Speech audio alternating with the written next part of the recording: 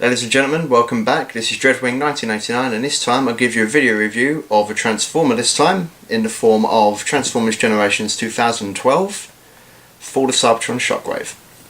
Now this guy was released in Wave 1 along with Optimus and Jazz of the For the Cybertron figures, and I must say now, if you were to get just one of these guys, it has to be Shockwave. When I'll show you the reviews of Optimus and Jazz, you will see why. I'll show you this guy in robot form first. Let's take a look. When you have a look, he does have some very cool detailing upon him, like some of the panels on his legs. Some of these look cool. You've got like really cool moulded stomach and crotch area. Got the really famous Shockwave design for his chest. He does have some slight light piping in it. If you can get some light into it, it can really illuminate the room. His head, very Shockwave-esque, does look great. Does have some light piping in it as well, and if you can get some good light in there, that cycloptic eye of his just really looks menacing. It's not really much to look out from the back. He's very clean. I must say now, for a transformation for a robot mode, he's a very clean looking figure in robot. You really can't tell what his transformation is. It is very good. He does come with a gun in the form of this weapon here, which is resembles his rifle from the G1 series, but this one can actually slide off to reveal like a secondary gun underneath, in reminiscence to the For the Cybertron game weapons that you can also use. So he just slides on and off. It's very simple. He has multiple ways to hold it. You can either just place it in his hand using this little peg here. It will just go on like so. Looks okay. Or you can take it off. This is the best way to display it, in all honesty. Take his left hand, you swivel it in. After you've done that, you see a peg that is now revealed for when you swivel the hand back in. If you take Shockwave, there's a little like peg right inside here. Put it over slide it over, and it now looks like Shockwave has his cannon on.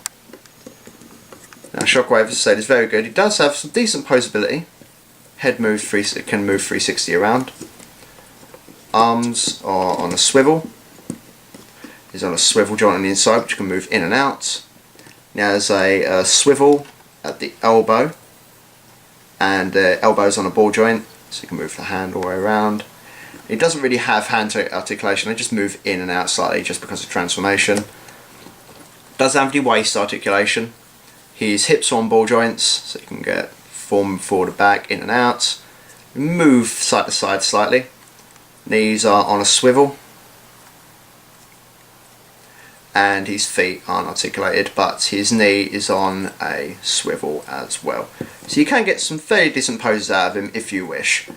So I've showed you robot mode, and it's very good, and I'll now show you vehicle mode. And now we have Shockwave in vehicle form. Now vehicle mode looks like a space limo, is what I can really describe as to what it really resembles, but it is very closely accurate to his design in the For the Cybertron and War for Cybertron games. Has like thrusters at the back, windshield, his gun at the front, and overall does look very nice, and the purple on him just looks great, and Shockwave will always look good in purple. It's pretty much it. Underneath, you can just tell there's robot mode chest there. That's about it. I mean, it is very simple design. I do like it in vehicle mode, but I always prefer to keep him in robot. And now, to finish off this review, let's transform him. So what we do is take the thrusters on his back, just peg them like so, and we'll bring these wings up and lift up the windshield. Then we can take the front and we'll split this open, which will reveal his gun inside, which is where it's stored. You just unplug it. Now, you can turn him around, bring these black pieces up. These are going to be the feet.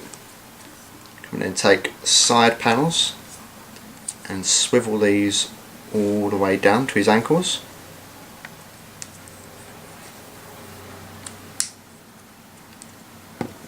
his legs are done.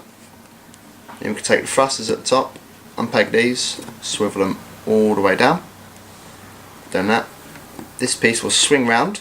Then when you lock it into place on the stomach, his head will automatically pop out. Then we can bring the arms up and plug these into the torso.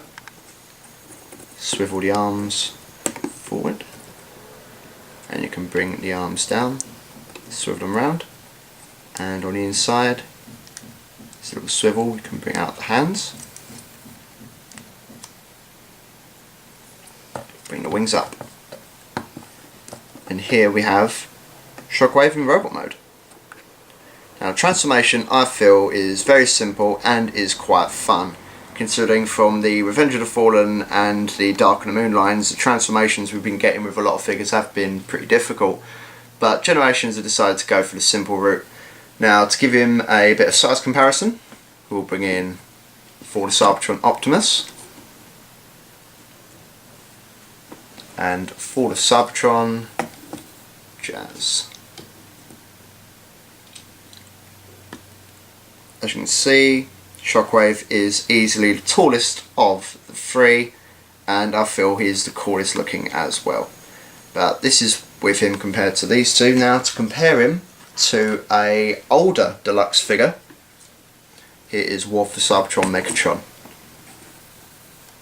Yeah, as you can see, the Generations figures are getting smaller, and I'm afraid that is the size of the deluxe figures in the future of Transformers, just to do with like plastic shortage or something. But in all, size really doesn't matter. He's a great figure. Do I recommend you get him? Definitely. He is one of the best figures released this year so far, and is with just because of him, I believe the Fall of Cybertron line should be releasing some very good figures very soon. So this is Dreadwing 1989. Rate, comment and subscribe, and I'll see you next time for another Transformer review. Goodbye.